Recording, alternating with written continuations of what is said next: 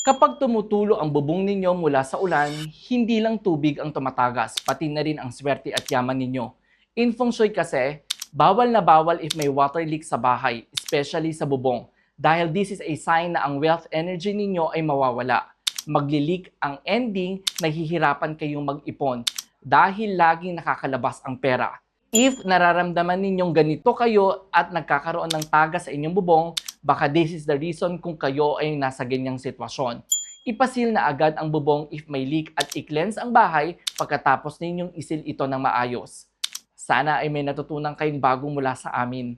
Master Michael here, simplifying Feng Shui for everyone.